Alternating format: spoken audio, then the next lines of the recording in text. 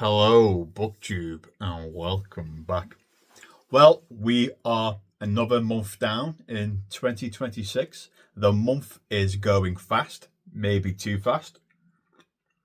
And I have a nice brew here, nice cup of tea, Yorkshire tea. And it's got a flavour of digestive biscuits as well, which is I don't know whether I like it or not. Don't get me wrong, I love me some digestive biscuits, but it's throwing me a bit. But anyway, this is going to be a monthly wrap up of what I read in May. So I read, I never count these things, I think it's 12. I've got my burner phone on me right now. So let's just crack on and let's see what I read.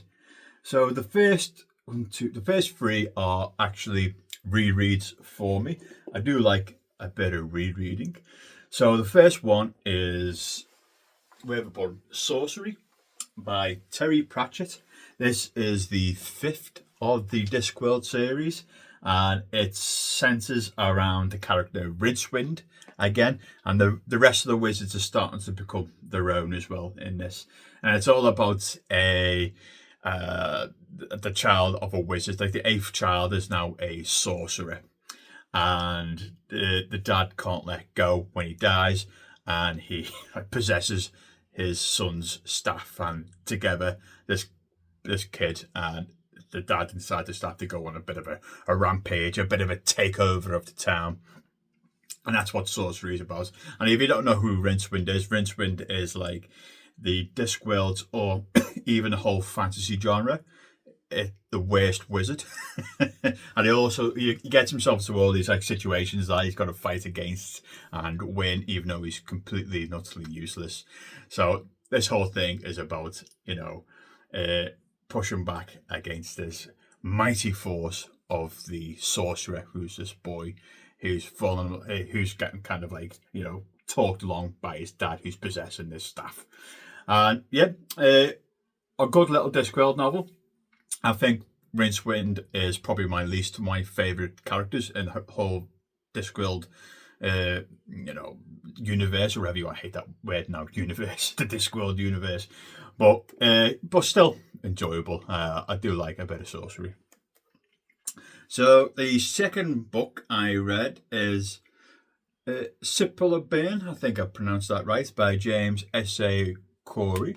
And this is book 4. I don't think you can see it. Oh, maybe you can. Book 4 of The Expanse. I believe it's a TV series. I have not seen a TV series. So this is I think it's a 9th book. And the reason why I'm rereading this is because I've only just bought recently the 9th book. So I'm going to reread the whole series to get it fresh in my mind. So on book 4, this is all about the gates, the space gates have opened now across the solar system, where people can jump into different parts of the galaxy, and it's about a confrontation between these settlers on a new world and fighting against this corporate, police force. And it's up to James Holden, who's like the main character, and his crew. Is it Rochenet? I can never remember the name of the spaceship. I think it's the Rockinet or the Rochenet or something like that, and his crew, to make sure nothing kicks off big style, and to kind of like be the peacemakers between these two forces, while in the background there's some major disease going on, which might be extraterrestrial. Woo! Do like The Expanse. Another great entry in The Expanse. Well worth a read, The Expanse series. The next book is the last of the rereads. I've got a very croaky voice. I need to take another sip of tea. So the next one is book 2. I don't know where they are, of the Live Ship Traders. This is book 5 or 6 in the Realm of the Elderling series. This is by Robin Hobb.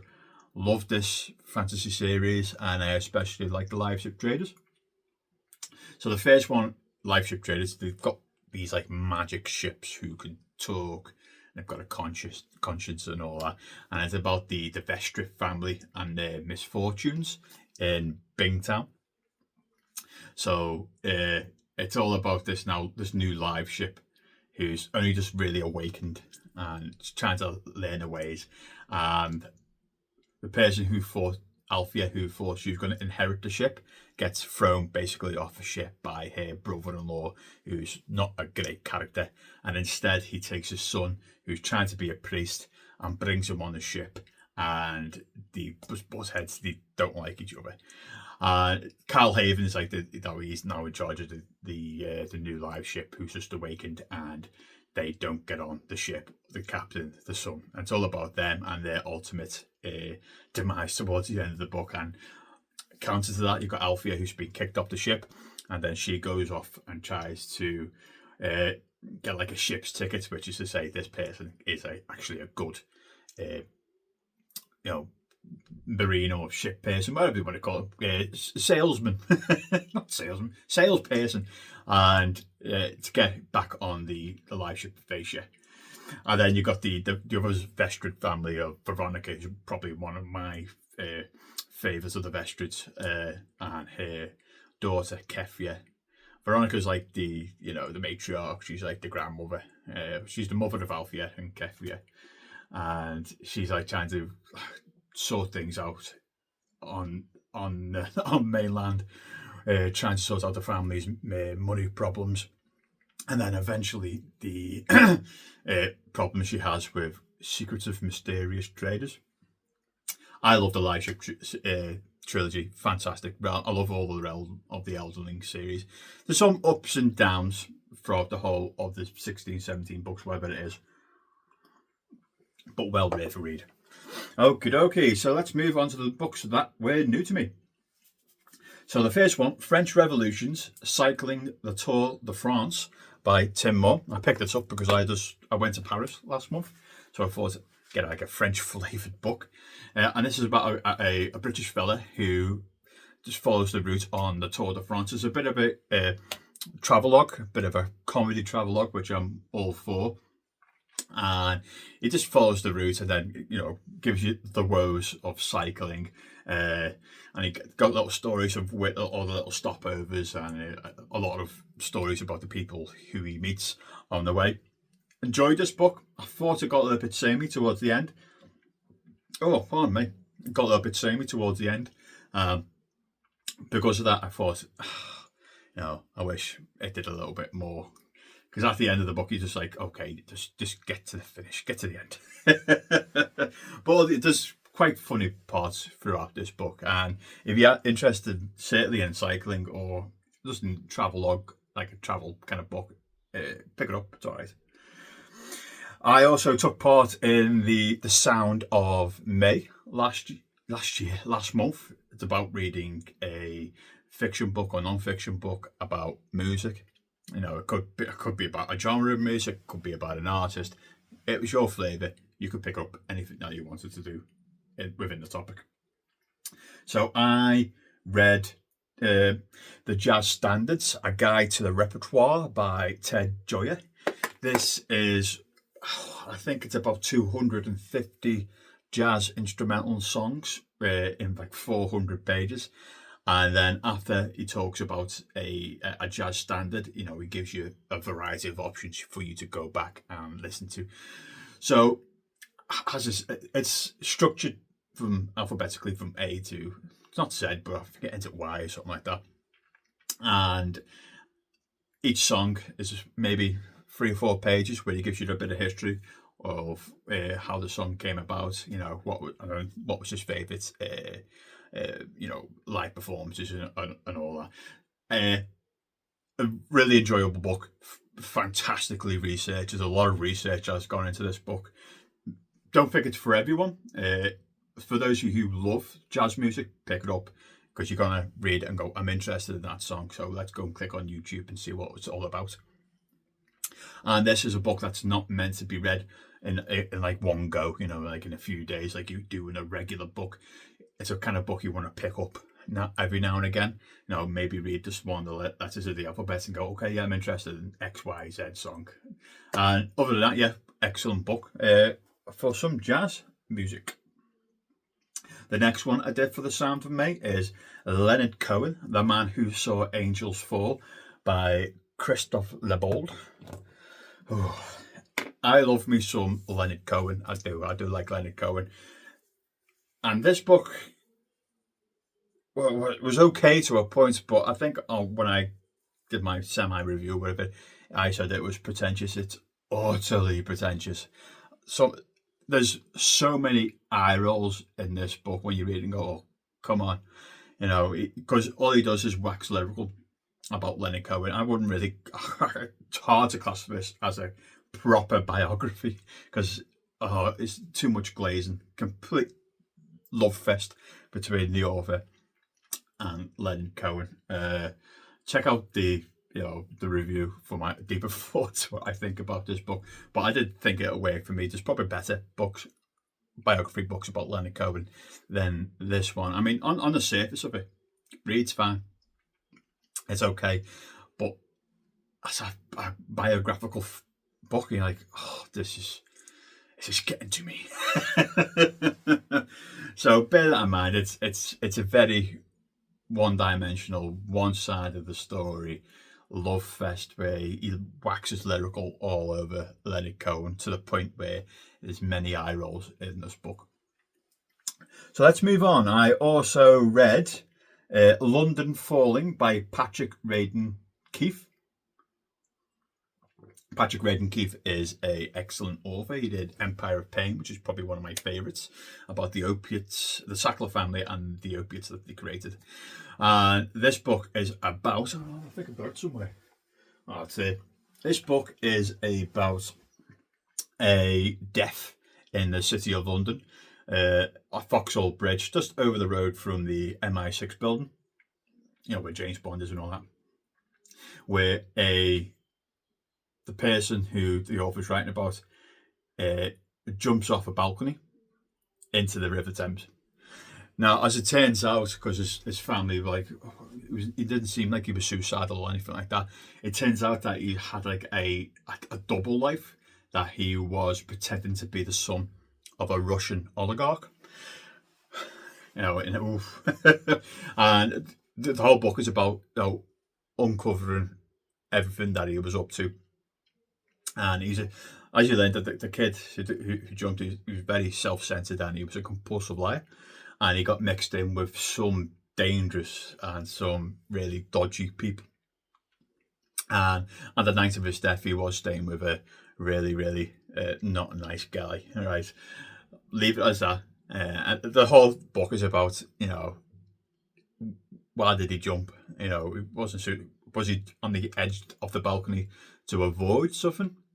Now, it's all that kind of a book. It's almost conspiratorial, but again, it's got one of those hooks where, you can't help but turn the page. Like all Patrick Radden Keefe's books, they are page turners. He knows how to write a tale, even though it's non-fiction. So pick it up if that sounds interesting.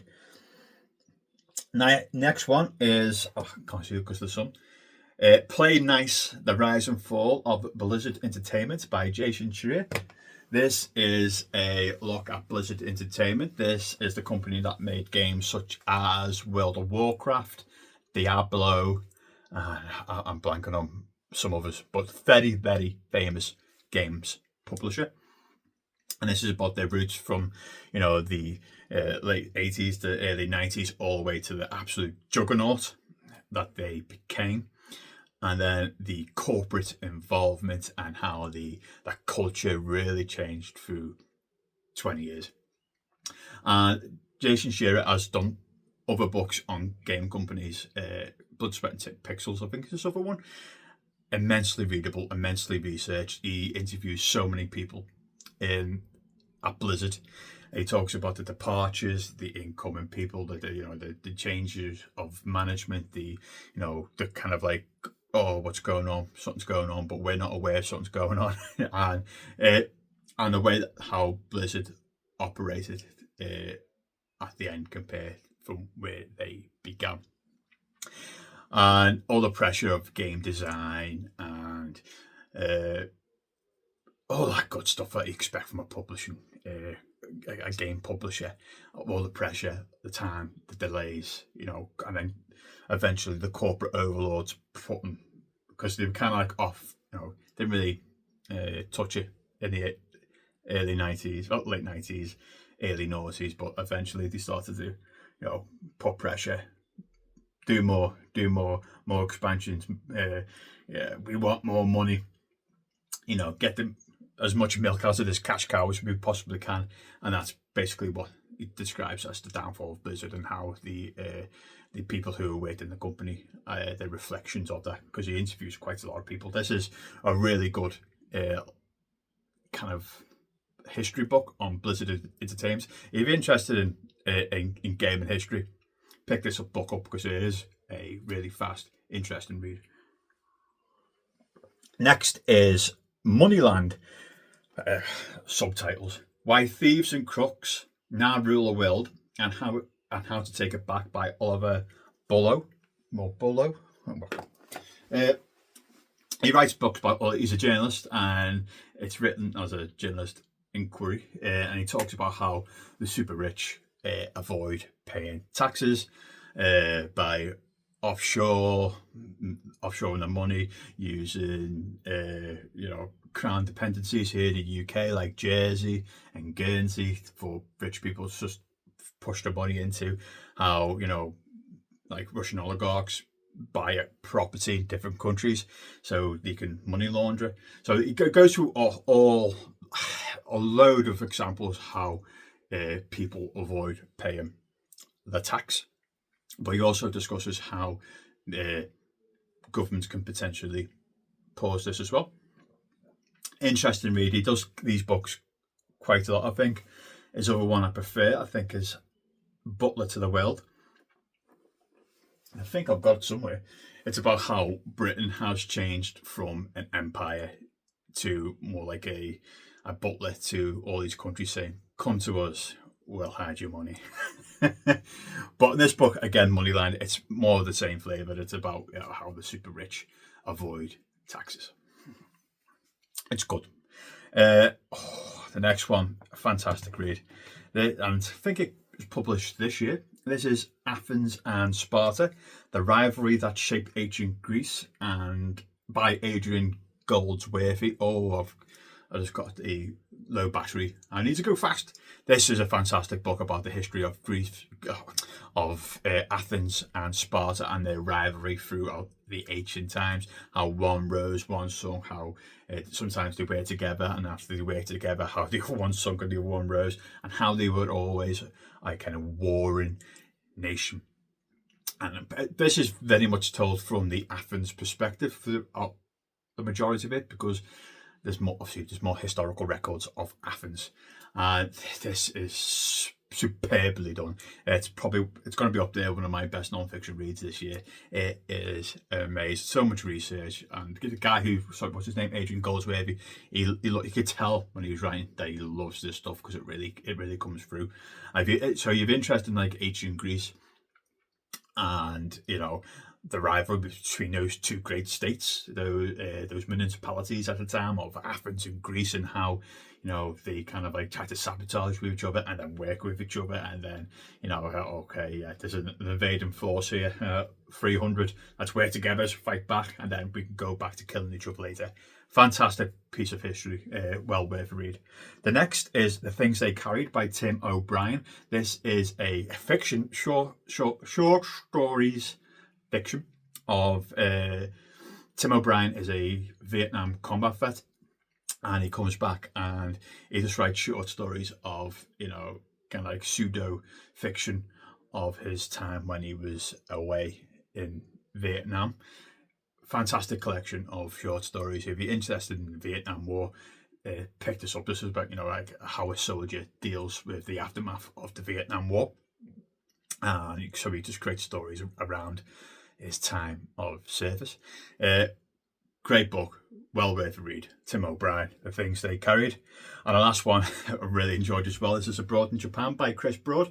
Didn't know anything about Chris Broad. Apparently he is a YouTuber, but this is about when he left the UK just after he graduated and joined a JET program in Japan to teach English. That's what the JET program was, and it's all about him learning the culture of Japan, landing on his face and then standing back up again and then landing on his face. The first like 3/4 of the book is about him just like trying to fit in and finding his way, and hilarious stories of him traveling and teaching the kids. I think that's the best part of this book, even though the second part of this book is more about his journey of now becoming a full-time YouTuber. Interesting stuff, and there's loads of funny quotes in there as well. But the first part of when he first comes to Japan and tries to fit in and learn the culture and the language, that's probably the best. Well worth read. So that's the 12 books I read in May. Hopefully one of them you're interested in, and I will speak to you soon. Bye, Booktube.